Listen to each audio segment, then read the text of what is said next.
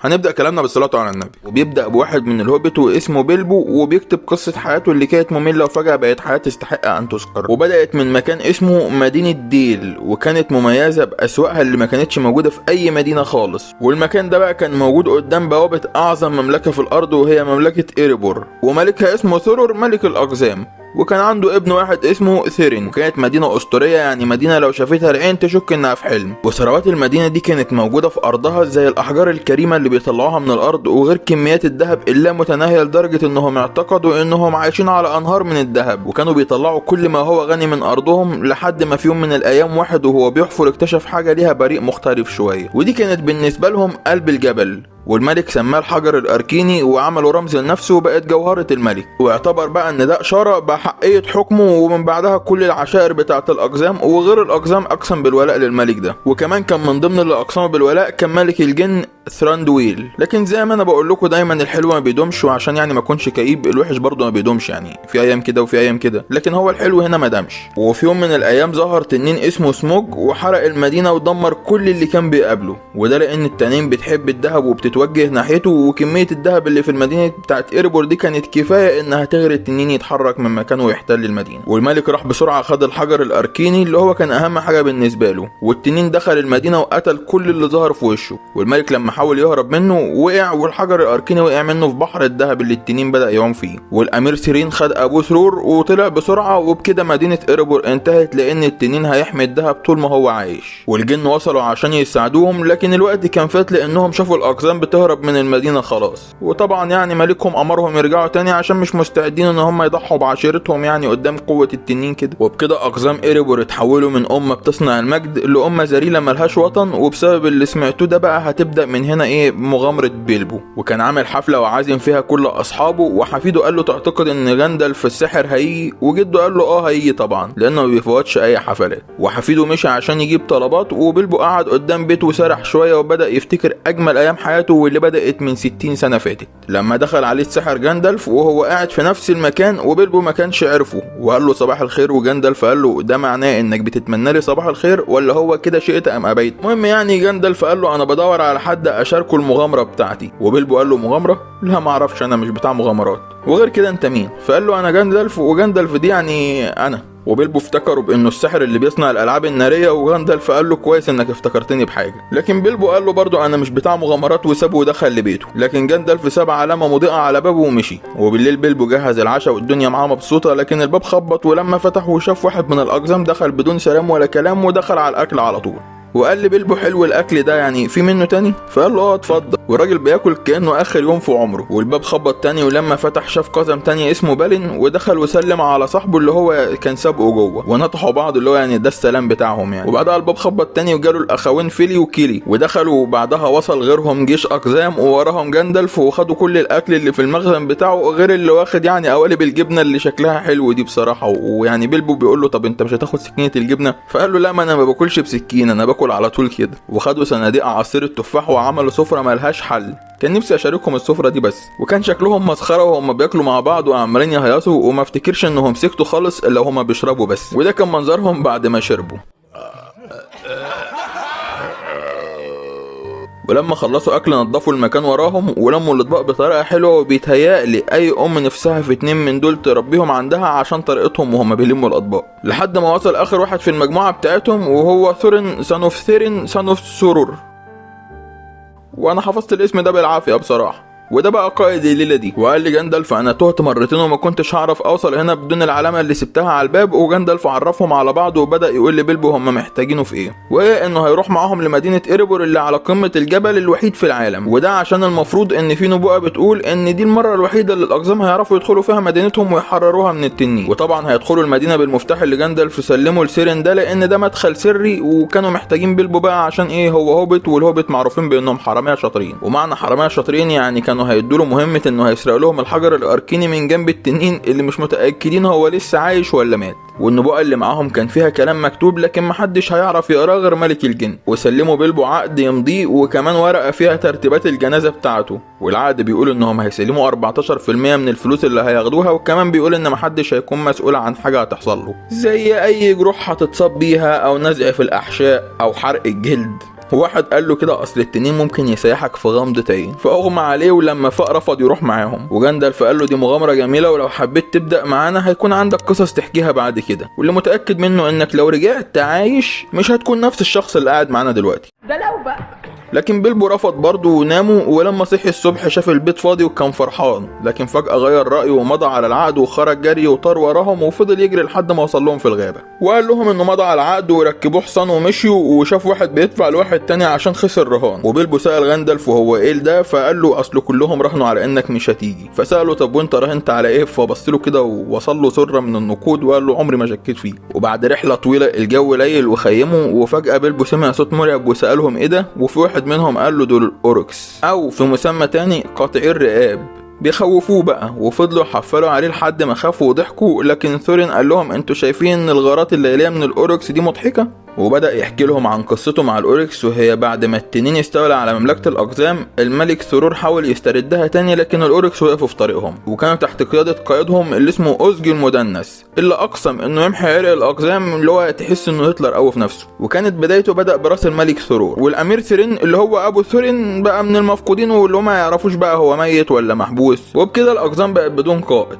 والأقزام خسرت طبعا قدام الأوروك ومات منهم كتير، لكن قبل ما ينسحبوا ثورين قرر ينتقم من أوزج ودخل في معركة معاه ورفض يستسلم لحد ما قطع ايده. ومن وقتها وهم الأوركس عرفوا ان الأقزام تقيلة عليهم، وكلهم وقفوا ورا قائدهم تاني وهزموا الأورك، لكن ما فرحوش بنصرهم ده لان اغلب شعبهم ماتوا. وبيلبو سألهم طب وهو أوزج ده حصل له ايه؟ وثورين قال له رجع للدهة اللي رميته علينا ومات من زمان وهو بيتألم من جراح. والناحية التانية كان في 2 من كشافة الأوركس راكبين على كائنات مرعبة وشافوا الأقزام ومشوا عشان يبلغوا قائدهم. وتاني يوم الأقزام كملوا طريقهم في الغابة وسألوا جاندالف لو في سحرة شبهه يعني، فقال لهم في 5 وأعظمنا هو سارومان ذو الرداء الأبيض، وفي 2 والله يعني أنا ناسي اسمهم وهو اللي ناسي اسمهم مش أنا، ودول بيلبسوا الرداء الأزرق. والخامس راديجيست ذو الرداء البني وبيحب يعيش مع الحيوانات أكتر من البشر وبيحرس غابات الشرق من الشر المظلم. والساحر ده اتفاجئ بنباتات بتموت في الغابة بتاعته فخاف من كده، غير الحيوانات كتير كانت ميتة، وتعتبر الغابة كانت يعني فيها حاجة فاسدة، فيها حاجة غلط. وشاف أنفود بيتألم من الوجع فخده عشان ينقذه، ولحد ما وصل لبيته كان طول الطريق كان في حيوانات كتير ميتة. وبعد ما بدأ يعالجه ما كانش فيه أي حاجة نافعة معاه ولا كان أي علاج نافع معاه، لحد ما الساحر اكتشف إن اللي فيه ده سحر أسود وشرير. وبعدها بدأ يشوف حاجات بتحاول تدخل عليه والأنفود مات، وكل الكائنات بدأت تهرب، وهو بدأ يمتص السحر من الأنفود بالسحر برضه، وفعلا امتصه كامل منه والأنفود فاق تاني والكائنات دي هربت. وخرج وراهم عشان يشوفهم كانوا ايه، وطلعوا على ناكبة عملاقة، والعصفور قال له انهم وصلوا من الغابة القديمة، وخدوا عشان يوريه مكانهم، وهو ركب على عربيته اللي بيسحبها ارانب وراح ورا العصفور. والاقزام وصلوا عند بيت مهجور وخيموا فيه عشان يرتاحوا، وجاندالف اختلف مع ثورين في الكلام واتعصب فسابهم ومشي. وبيلبو خد الاكل يوديه للي بيحرسوا الاحصنة، لكن لقاهم واقفين مصدومين فقال لهم في ايه، فقالوا له المفروض ان احنا كنا بنحرس هنا 16 حصان بس مش لاقيين غير 14، وطبعا يعني ما نعرفش الاتنين دول راحوا فين. وبعدها اتفاجئوا بصوت قريب منهم وراحوا يشوفوا في ايه، وكان في غول عملاق اللي هو سارق الحصانين من باب العشاء يعني، وبطريقه يعني انا ما اعرفهاش لان مستحيل حد يوافق على الطلب ده. يعني القزمين عرفوا يقنعوا بيلبو انه يروح للغلانه عشان يرجع الاحصنه، والاغرب ان هو اقتنع وراح وفضل يحاول لكن ما عرفش يفك الحبل، وشاف سكينه مع واحد منهم فقرر انه يسرقها عشان يقطع بيها الحبل، لكن للاسف وهو بيسرقها الغول خده في منديله ونف فيه له يا بطني والغول اتصدم لانه فكر ان بيلبو طلع من مناخيره ورماه. وسالوه انت مين؟ فقال لهم هوبت. قالوا حلو احنا ما كناش هوبت قبل كده ويعني لازم نجربه، وعملوا عليه حفله، لكن الاقزام دخلوا بسرعه وفضلوا يضربوا فيهم ونططوهم، والغلان ما عرفتش تعمل حاجه عشان مش شايفينهم اصلا، لكن لما اتخانقوا منهم مسكوا بيلبو وقالوا لهم لو ما همتوش وسبتوا اسلحتكم هنفكوا نصين من بعض. وفعلا الاقزام سابت اسلحتهم، والغلان عملت منهم وجبه اقزام، انما ايه حاجه كده لوز، حاجه لوز العنب. وكان واضح من الغلان انها مستعجله لان الشمس لو شافتهم هيتحولوا لحجاره. وبيلبو لما عرف المعلومه دي بدا يضيع وقتهم وقال لهم انتوا بتعملوا اكبر غلط لانكم لازم تحطوا عليهم توابل عشان ريحتهم قذره. والاقزام بدات تقول له يا خاين، وبدا يقول لهم سر طبخ الاقزام بيكمن في سلخهم الاول. وكل ده كان بيضيع الوقت لحد ما جاندالف ظهر وكسر حجر والشمس ظهرت من وراه واتحجروا. وثورين سال جاندالف وقال له من امتى وهي الغيلان بتاعت الجبال بتيجي الجنوب؟ فرد عليه وقال له ما عملوش كده الا لما قوة الشر حكمت الاراضي دي من زمان، وشافوا الكهف اللي الغيلان كانت عايشه فيه مليان ذهب وكنوز غير السيوف النادره جدا والمصنوعه بحرفه قويه على ايد الاقزام الاوائل. والاقزام خدوا الذهب وحفروا تحت الارض ودفنوه عشان يبقوا يرجعوا ياخدوه، يعني بيقولوا عليه ودايع طويله الاجل. وجاندالف شاف سيف صغير واداه لبيلبو وقال له ده مناسب لحجمك ومن صناعه الجن، وده معناه انه لما هيقرب من الاوروكس او من الغيلان هيطلع منه ضوء. وقال له اتمنى انك ما تحتاجش تستخدمه خالص، لكن الشجاعه الحقيقيه بتظهر لما بتنقذ حد بيه. وفجاه دخل عليهم الساحر راديجاست، وغاندالف ساله ايه اللي خلانا نشوف وشك النهارده، فقال له انه شاف حاجه خطيره في الغابه وفيها سحر اسود وظهر فيها عناكب الظلام العملاقه، ولما مشيت وراهم عرفت انهم من دول جلدور. انا اسود على الكلام. وجاندالف اتخض وقال له لكن الغابه القديمه مهجوره. وراديجاست قال له لما رحت هناك كان في قوه شريره ما حسيتش بيها قبل كده، وفيها روح شريره بتقدر تستدعي الارواح، غير ان في روح هاجمتني وبعدها شفت مستحضر الارواح رجع. وبعدها اداله سيف وقال له ده سيف الروح اللي كانت بتحاول تقتلني، وقال له ده مش من عالم الاحياء خالص. وفجاه وهما بيتكلموا هجم عليهم الحيوانات المرعبه بتاعه الاورك وكانوا كشافه فقتلوهم، وده معناه ان وراهم قطيع كامل منهم. وكمان عرفوا ان الاحصنه بتاعتهم هربت، وراديجاست قال لهم انا هستدرجهم بعيد عنكم وانتوا هربوا، وسحبهم وراه وهو بيجري بالارانب بتاعته. والاقزام هربت لحد ما وصلوا كهف ودخلوا واستخبوا فيه، وفي قوه من الجن وصلوا وقتلوا كتير من الاورك والباقي هرب. والاقزام كملوا طريقهم في النفق ده لحد ما وصلوا لمكان اسمه ريفندل اللي هو تحت حكم الجن. وثورين قال لجاندالف دول اعدائنا وهيحاولوا يمنعونا، لكن جاندالف قال له هم هيحاولوا يمنعونا لكن محتاجين نعرف منهم اللي مكتوب على الخريطه، وطبعا يعني مش هنعرف الكلام ده الا لو طلبنا منهم باحترام، وده معناه ان انا اللي هتكلم، يعني انت ما تفتحش بقك خالص. ولما دخلوا القلعه قابلوا واحد وسالوه عن قائدهم الروند، فقال له انه مش هنا. وفجاه القائد دخل القلعه وقال لهم انه كان بيقتل مجموعه من الاوروكس اللي دخلوا ارضهم، وهم نفس المجموعه اللي كانت بتجري ورا الاقزام.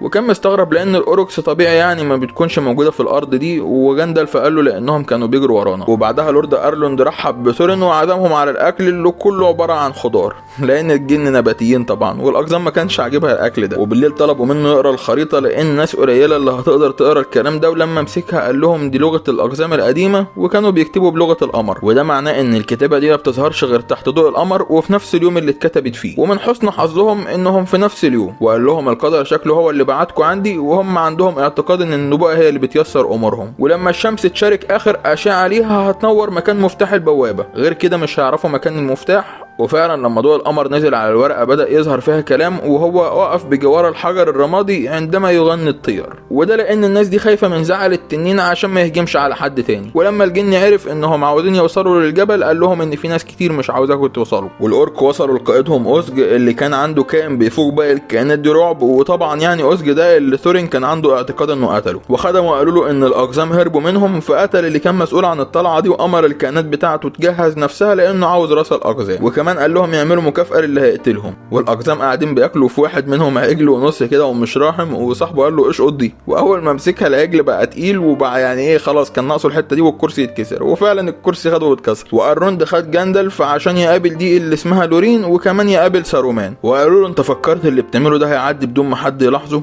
وكانوا يقصدوا يعني انه بيساعد الاقزام. فقال لهم انا عملت اللي شفته صح، لان التنين لو اتحد مع سيد الظلام ممكن يستخدمه في حاجات محدش يقدر يتخيلها. فسالوا عدو ايه اللي بتتكلم عنه، لاننا هزمنا سورون سيد الظلام خلاص وبقالنا كده 400 سنه عايشين في سلام. فقال لهم سلام ايه اللي بتتكلموا عنه؟ الغيلان نزلت من الجبل وبتدمر القرى والمزارع، والاوكس هاجمونا بطول الطريق ومفيش حد قدر يمنعهم. وسرومان حاول يمنعه من الكلام لكن لورين قالت له سيبه يتكلم. فقال لهم في حاجه اسوأ من التنين، حاجه كده عباره عن شر قوي جدا ونقدر نعمل نفسنا مش واخدين بالنا منه لكن هو مش هيتجاهلنا. وقال لهم في مستحضر ارواح في دول جولدور، وسارومان قال له مفيش حد بالقوه دي، مستحيل يعني ان الكلام ده كله خرافات. ولورين بدات تكلم جاندالف في عقله اللي هو محدش هيسمعها غيره، وقالت له طلع اللي معاك وورهوني. فطلع سيف ولما شافوه خافوا، وده لانه سيف من مملكه الشر واتصنع لملك مشعوذ واتدفن معاه، وبسبب قوته دفنوه في مكان بين الصخور وما بيدخلش اي نور، وكمان معمول على قبره تعويذه ومستحيل يتفتح. لكن سارومان برضه قعد يتكلم ويقول لهم ده ما يثبتش حاجه وكل ده كلام فاضي. ولورين رجعت كلمت جاندالف تاني في عقله اللي هو يعني برضه محدش هيسمعهم، وقالت له الاقزام مشيت. فقال لها عارف،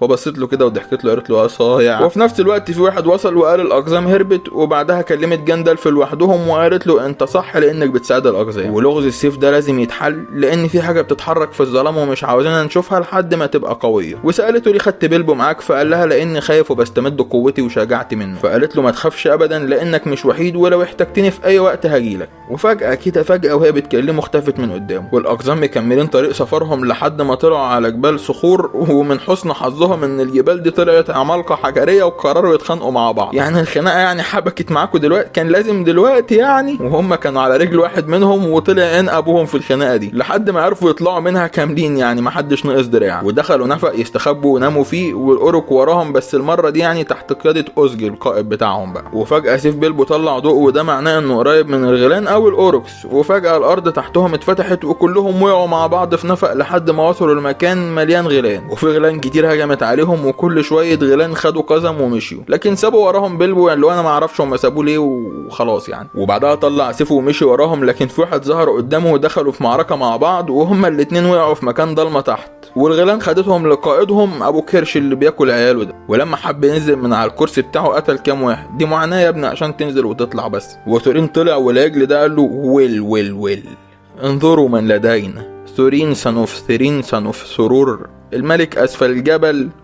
لكني نسيت انك ما عادش عندك مملكه يا روح امك. ولما خلص من فقره التريقه بتاعته دي قال له انا عارف واحد مستعد يدفع كتير مقابل راسك بس مش عاوز اي حاجه متوصله فيها. فسالوا مين ده بقى؟ فقال له الاورك الشاحب اللي اسمه اوزج المدنس، لكن ثورين قال له انه قتله من زمان، لكن العجل قال له ده هنشوف يعني ان كنت قتلته ولا لا. وبعت واحد من المقرفين بتوعه عشان يبلغ اوزج ان الاقزام معاهم. وبيلبو فاق وشاف كائن مرعب كده، خد الكائن المقرف ده برضه عشان ياكله، لكن وقع من جيبه خاتم ومشي بدون ما ياخد باله منه. وبيلبو راح وراه وخد سيفه وخد الخاتم، والكائن ده شافه وراح له لانه كان عاوز ياكله برضه. وبيلبو هدده بالسيف، وفضلوا يتكلموا مع بعض شويه لحد ما الكائن ده اكتشف ان الخاتم بتاعه ضايع، وفضل يدور عليه وهو خايف. وبعدها بص لبيلبو وقال له انت اللي سرقته. وبيلبو خاف منه وهرب. والجماعه بقى المعفنين دول عاملين حفله على الاقزام وناويين يتعشوا بيهم، لكن في واحد منهم فتح سيف من سيوف الاقزام، ولما شافه خاف، والعجل ده برضه خاف اكتر منه، وده لان السيف اسمه جزار الغيلان، وخد الاسم ده من كتر ما قتل غيلان. والمكان بقى فوضى لان الملك بتاعهم بعد ما شاف السيف امرهم يخلصوا على كل الاقزام، لحد ما جندلف ظهر وانقذهم وقال لهم خدوا اسلحتكم وابداوا حربوا واجروا ورايا. وبيلبو كان بيحاول يستخبى من الكائن اللي معاه ده ووقع، والخاتم طار منه، ولما حاول يمسكه لبسه في صباعه بالغلط، بس مصلحه يعني لانه اختفى والبتاع ده ما شافوش. والاقزام بتهرب مع جندلف، وفي غيلان كتير وراهم وقتلوا عدد كبير منهم وهم يعني في طريق هروبهم، لكن الغيلان ما كانتش ناويه تخلص وقتلوهم بكل الطرق والاشكال، لحد ما العجل ده ظهر قدامهم وقال له هتعمل ايه دلوقتي يا ساحر؟ وده كان رد جندلف عليه اللي هو خد يلا. ومن تقله كسر الجسر اللي واقفين عليه ووقعوا تحت الجبل اللي هم واقفين فوقه، وهم نزلوا في سلام وقالوا كويس انها وصلت لحد كده، لكن ما لقوش يفرحوا لان العجل ده وقع فوقهم. وبعدها قاموا هربوا، وبيلبو شافهم وهم بيهربوا وراح وراهم، لكن كان متاخر شويه. وجندلف كان خايف عليه جدا وسالهم فين الهوبت، وثورين اللي كاره نفسه قال له تلاقيه لما لقى الفرصه انه يهرب هرب وسابنا. لكن بيلبو كان سامعهم وقلع الخاتم وقال لهم لا ما هربتش. وجندلف فرح وقال له عمري ما فرحت كده لما قابلت حد. وسالوه انت ازاي هربت من الغيلان؟ فحط الخاتم في جيبه عشان ما حدش يشوفه، لكن جندلف شافه وسكت وقال لهم مش مهم هرب ازاي، المهم انه بقى معانا وخلاص. وما لقوش يفرحوا لانه اوزج وصل لهم ومع القطيع بتاعه اللي هو ايه عن ابو دي رحله بنت كلب. وجندلف قال لهم يعني هربنا من النار للبركان، ده انتوا فقر صحيح، انا غلطان اني مشيت معاكم في مشوار. وبيلبو قتل اول حاجه في حياته كانت ذئب من دول، وكانوا على حافه جبل ومفيش مكان يهربوا منه، واتسلقوا على الشجر عشان ما يعرفوش يوصلوا له. وجندلف مسك فراشه وكلمها وسابها مشيت، والكائنات دي هجمت على الشجر لحد ما بدا يقع، وكل الشجر وقع لحد ما اتبقى شجره واحده وكانوا كلهم عليها. وجندلف خد نبته من الشجره دي وولعها بسحره ورماها على الكائنات دي، وبعدها ادى الاقزام هم كمان يولعوا لحد ما الكائنات دي بعدت عنهم، لكن الشجره بدات تتكسر وكانت هتقع. وثورين من كتر كرهه الاوزج راح له عشان يحاربه وهو واثق قوي في نفسه، لكن كل علقه محترمه واتهان، وقبل ما اوزج كان يقطع راسه خلاص بيلبو راح له انقذه. وثورين بعدها اغمى عليه، وبعدها كل الاقزام وصلوا عشان يدافعوا عنه، وحصلت معركه لحد ما الفراشه دي رجعت تاني ووراها جيش طيور عملاقه ما اعرفش من فصيله ايه بصراحه، لكن قتلت كتير من حيوانات الاورك، وبعدها خدت الاقزام وثورين ومشيوا. وبصراحه هم اختصروا لهم طريق كبير جدا يعني في مشوارهم لحد مكان معين كده ونزلوهم. وثورين فاق وقام بص لبيلبو وقال له ايه اللي انت عملته ده؟ انت كنت هتقتل نفسك، انا اصلا قلت عليك مجرد عبء ومالكش لازمه، وكمان مالكش مكان بينا، لكن انا في كل ده طلعت غلطان. وكان فرحان بيه قوي وخده في حضنه، وشافوا قمه الجبل اللي كانوا عاوزين يوصلوا له، وكانت بعيده جدا جدا يعني حاجه كده ايه الشلل ده، وفي طيور راحه للجبل، ودي كانت برضو علامه من علامات النبوءه بتاعتهم. وده كميه الذهب اللي في القلعه، والتنين عايش تحتهم ولسه ما ماتش وبيبص لنا اهو، يعني شايفينه بيبص اهو.